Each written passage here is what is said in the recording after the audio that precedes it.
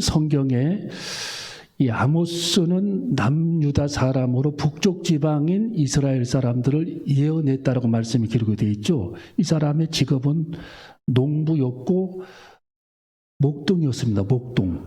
이 아모스는 목동이었고 농부였다. 자, 그렇게 성경에 기록이 되어 있는데 이 아모스를 잘 이렇게 조사해보고 연구해보면 이 아모스라고 하는 그 선지자는 보통 사람이 아닙니다. 농부이기 때문에 별게 없다. 배우지 못하다. 이게 아니고 굉장히 성경과 하나님을 통해서 구약 성경과 하나님을 통해서 연단이 되어지고 영적으로 굉장히 깊이 들어가 있는 사람이 아모스입니다. 그래서 은둔 생활을 하면서 하나님과 굉장히 깊이 들어가 있는 경건주의자, 그리고 하나님 말씀을 묵상했던 그런 묵상주의자였던 아모스에게 우리 하나님께서 예언의 말씀을 주신 겁니다. 북이스라엘 사람들을 위해서. 자, 오늘 여기 성경의 제목은 공의로우신 하나님이신데 우리 한번 따라해볼까요? 공의로우신 하나님. 자, 하나님은 공의로우신 분이라는 겁니다. 공의로우신 분이다. 자, 여기 보면은 이스라엘 그 주변 나라들이 여러 이렇게 있는데 하나님은 공의로우신 분이기 때문에 이스라엘 백성들에게만 하나님께서는 그들의 죄를 묻고 심판하는 것이 아니라 이스라엘 모든 주변 나라들까지 하나님은 다 그들의 죄를 묻고 그들을 심판하시겠다고 성경에 기록이 되어 있어요. 놀랍지 않습니까? 하나님은 그냥 넘어가는 법이 없다라는 거예요. 죄의 문제는 반드시 하나님께서 짚고 넘어가시기 때문에 우리들이 죄의 문제를 해결하지 않고서는 하나님을 통한 축복을 받을 길이 없다라는 거예요. 오늘 이게 성경의 핵심 포인트입니다. 자, 성경을 한번 읽어봅니다. 3절. 자, 읽어봅니다. 3절. 시작. 여호와께서 가라사대 다메섹의 서너 가지 죄로 인하여 내가 그 벌을 돌이키지 아니하리니 이는 저희가 철 타작기로 타작하듯 길앗을 압박하였음이니라. 아멘. 자, 이 다메섹 사람들의 서너 가지 죄, 그들에게 서너 가지 죄가 있었다. 그 중에 한 가지가 뭐냐? 철 타작기로 타작하듯 길앗 사람들을 압박했다. 그러니까 전쟁을 할 때에 잔혹하게 그들을 학살했다라는 거예요. 다메섹 사람들이. 이걸 내가 짚고 넘어가겠다. 하나님이 그렇게 말씀하시는 거예요. 짚고 넘어가겠다. 분명히 그들을 내가 심판을 하겠다. 6절 읽어봅니다. 6절 말씀 시작.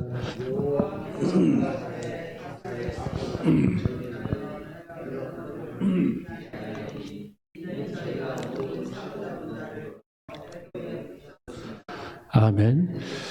자, 6절에 보면은 또 가사의 사람들, 가사가 그 지도에 보면은 그 지중해, 그 가사라는 지역 있잖아요. 가사. 지중해 그 가사, 이스라엘 지중해 가사. 이 블레셋 땅이죠. 블레셋 땅. 블레셋 가사. 이 블레셋 가사의 서너 가지 죄로 인하여 그들에게 역시 서너 가지 죄가 있었다. 어떤 죄냐? 자, 거기 보면은 여호와께서 가라사대 가사의 서너 가지 죄로 인하여 내가 그 벌을 돌이키지 아니하리니 이는 저희가 모든 사로잡은 자를 끌어 에돔에 붙였습니다. 누구에게 붙였다고요? 에돔. 이게 무슨 얘기냐? 이 전쟁에서 포로로 붙잡힌 사람들을 에돔 땅에 인신매매로 팔아넘겼다라는 거예요. 팔아넘겼다. 그 죄를 내가 짚고 넘어가겠다. 하나님께서. 이 죄는 이게 꺼지지 않는 불씨예요. 우리들이 죄에 대해서 설교를 하면 사람들이 귀를 닫아버리잖아요. 듣기 싫다고. 절대 그런 것이 아니라는 겁니다. 하나님께 우리들이 어떤 은혜와 하나님과 영적인 통로, 하나님 보좌를 움직임, 기도의 상달, 이 모든 것은 죄의 문제를 해결하지 않고서는 관계성이 회복이 되지 않기 때문에 우리는 분명히 회복시켜야 된다. 인신매매 문제를 거론하고 있죠. 그 다음에 9절 9절 시작. 여호와께서 가라사대 두로의 서너 가지 죄로 인하여 내가 그 벌을 돌이키지 아니하리니 이는 저희가 그 형제의 계약을 기억지 아니하고 모든 사로잡은 자를 에돔에 붙였습니다. 아멘. 자, 여기 두로와 시돈 우리가 신약 성경에 나오죠. 여기도 역시 지중해 해안이 있어요. 두로와 시돈 성경에 신약 성경에 나오듯이 자, 거기 두로의 죄는 뭐냐? 이 두로의 서너 가지 죄로 인하여 거기 9절 1절에 1장 9절에 두로의 서너 가지 죄가 뭐냐? 그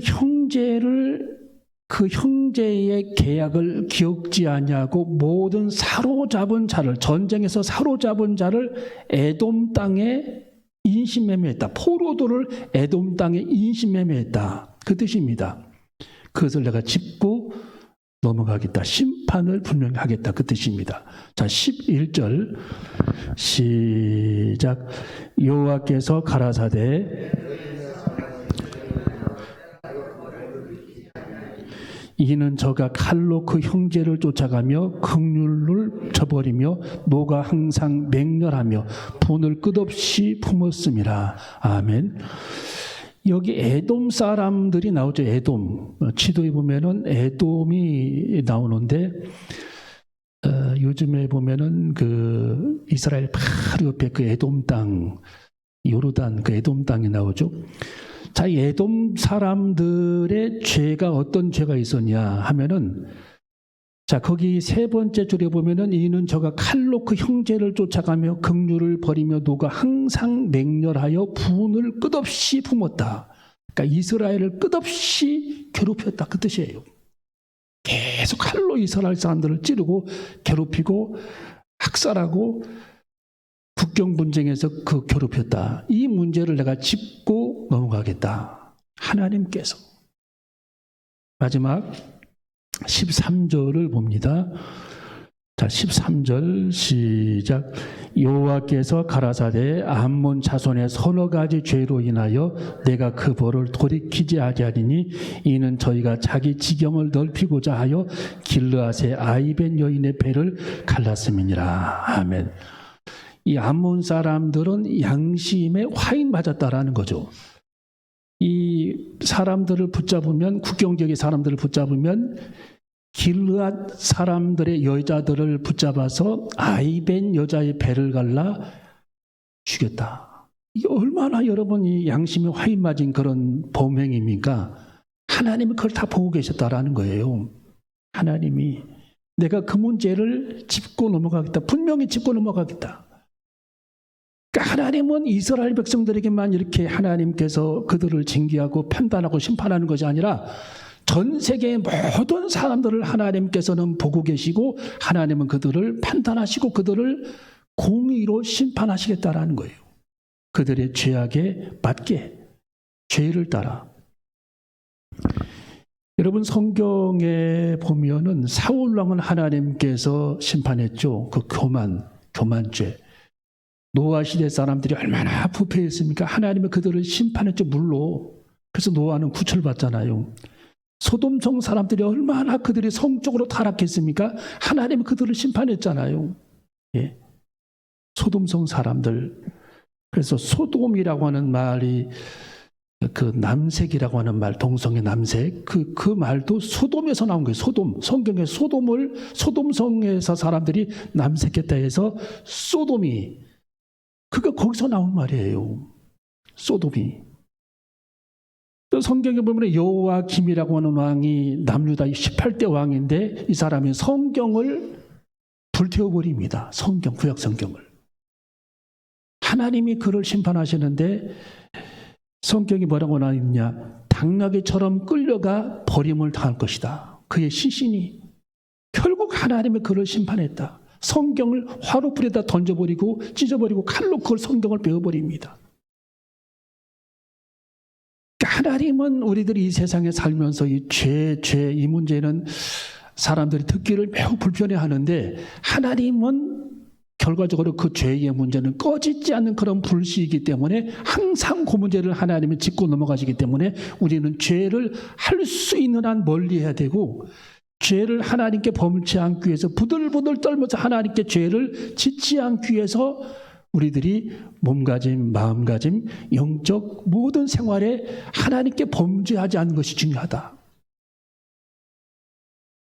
자, 하나님은 공의로우신 하나님은 죄를 반드시 그래서 심판하신다라고 성경이 기록이 되어 있어요. 오늘 여기 성경에 다메섹 사람, 가사, 에돔 사람, 암몬 사람, 이스라엘에 잘 이렇게 변두리에 있는 나라들인데, 지방에 있는 변두리 사람들인데, 그들의 잔인함과 그들의 폭행과 인신매매했던 것, 그들의 철타작교로 사람들을 죽였던 모든 그런 죄의 문제를 하나님께서는 묵인하지 않고 결국은 하나님께서 심판을 무섭게 하시겠다라고 성경에 기록이 되어 있는 겁니다.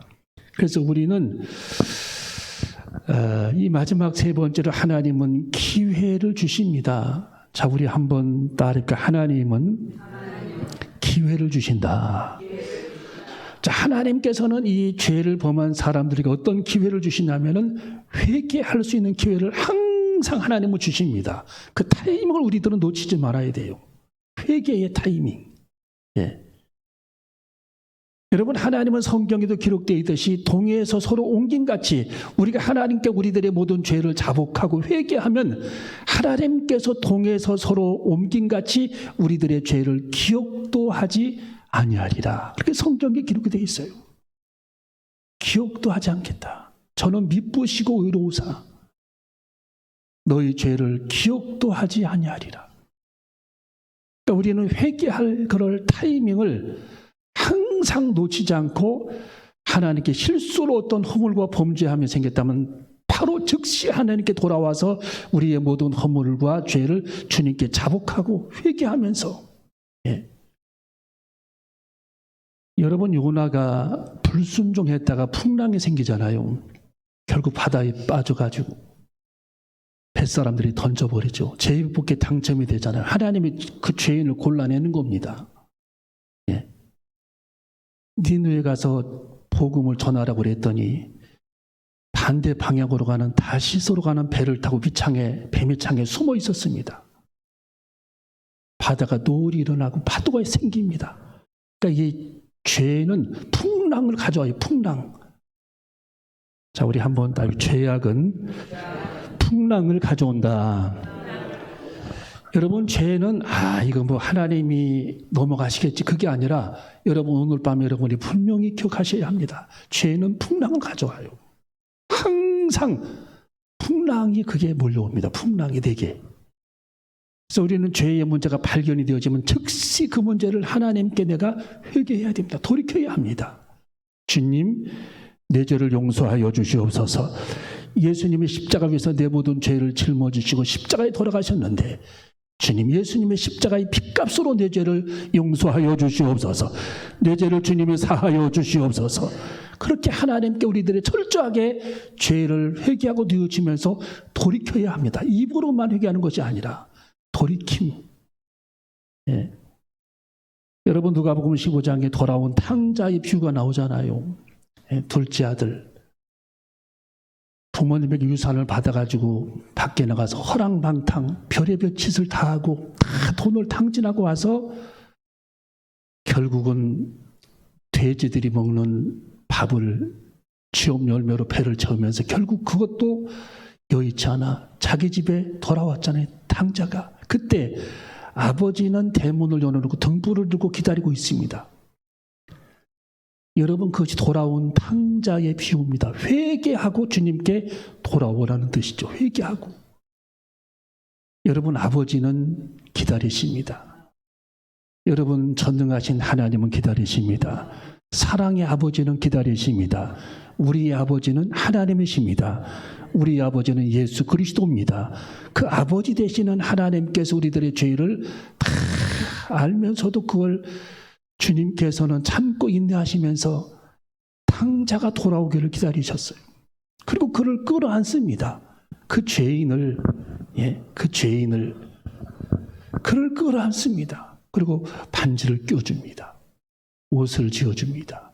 잔치를 벌입니다. 이것이 아버지의 심정이라는 거예요. 아버지. 하나님은 이렇게 우리가 주님께 돌아올 때 하나님은 가장 참 기뻐하시고 한 생명이 돌아왔다 구원받았다 천국 종을 지면서 그 생명을 품에 안고 받아주시는 분, 지금도 기다리시는 분이 주님이십니다. 그래서 우리는 그 아버지의 품, 내 인생에 아버지 하나님이 계시다는 것, 우리 인생에 가장 사랑이 많으신 아버지 하나님이 우리 아버지라는 것, 아버지 하고 부를 수 있는 그 아버지, 그 전능하신 아버지 하나님, 우리 위에 십자가를 지신 그 아버지 하나님, 우리를 위해 물과 피를 다 쏟으시기까지 우리를 사랑하셨던 그 아버지, 그 아버지가 우리의 아버지이고 내 하나님이시고 나를 구원할 자이시고 지금도 우리의 허물을 덜쳐내시는 분이 아니라 우리가 하나님께 고백하고 돌이키기만 하면 우리를 끊임없이 품에 안아주시고 언제든지 품에 안아주시고 지금도 등불을 들고 기다리시는 우리의 아버지, 그 아버지가 우리의 하나님 되십니다. 할렐루야. 여러분, 잃은 양의 비유도 마찬가지잖아요. 100마리 양 중에 한 마리 잃어버리면 그 양 찾기 위해서 얼마나 몸부림칩니까? 그게 아버지라는 거예요. 아버지. 여러분, 예수님은 십자가 옆에 있는 강도가 회개하고 예수님, 당신의 나라에서 나를 기억해 주시기를 바랍니다. 당신의 나라에서 나를 기억해 주시기를 바랍니다. 내 죄를 지금 용서해 주시기를 바랍니다. 당신이 가시는 당신의 나라에서 나를 기억해 주시기를 바랍니다. 예수님은 그래, 다 때는 지나갔고 너는 지옥에 가겠지만 이라고 말씀해 주지 않았어요? 너는 오늘 나와 함께 낙원에 있으리라. 회개하고 돌아온 그 강도에게 우리 예수님은 내치지 않고 너 오늘 나와 함께 천국에 있으리라, 낙원에 있으리라. 우리 주님이 십자가에서 진지하게 회개하는 강도의, 그 살인죄의 강도까지 우리 주님은 용서해 주시고 그를 끌어안아 주시면서 천국으로 그를 안내해 주시겠다고 말씀해 주셨습니다. 여러분, 베드로는 예수님을 3번 부인하고 저주했잖아요. 예수님은 그의 모든 죄를 용서해 주셨습니다. 예. 요한복음 21장에 보면 예수님이 3번 베드로에게 질문하시죠. 3번 베드로가 예수님을 부인했기 때문에 3번 예수님이 베드로에게 질문하십니다. 그의 영혼을 회복시키시는 과정이죠. 여러분, 니느웨에 갔던 요나도 회개하니까, 다윗이 하나님 앞에 바세바 사건으로 그렇게 회개하니까 시편 51편에 하나님이 다시 그를 회복시키십니다. 그의 사랑, 하나님과 영적 관계, 풀리지 않았던 그런 모든 문제까지 하나님이 풀어주십니다. 회개하니까. 여러분, 우리는 이스라엘 백성들이 바벨론에서 포로로 붙잡혔다가 돌아와 예루살렘에서 그들이 하나님 앞에 회개하죠.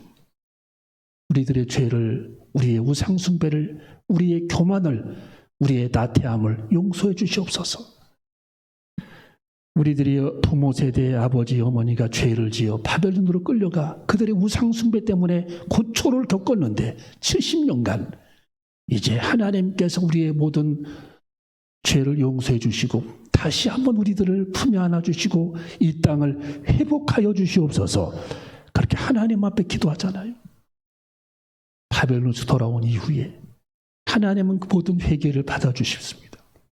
여러분의 회개, 우리의 회개, 우리 모두의 삶의 돌이킴, 이것을 하나님께서는 날마다 기다리시고 우리가 인생을 살다 부지 중에 하나님께 실수한 것이 있다면 하루를 넘기지 않고 하나님께 우리의 죄를 토설하고 우리의 모든 허물을 주님께 내려놓고 하나님과 영적 관계가 다시금 회복되기 위해 기도할 수 있는 우리 모두가 되시기를 주님의 이름으로 축원합니다. 기도하시겠습니다.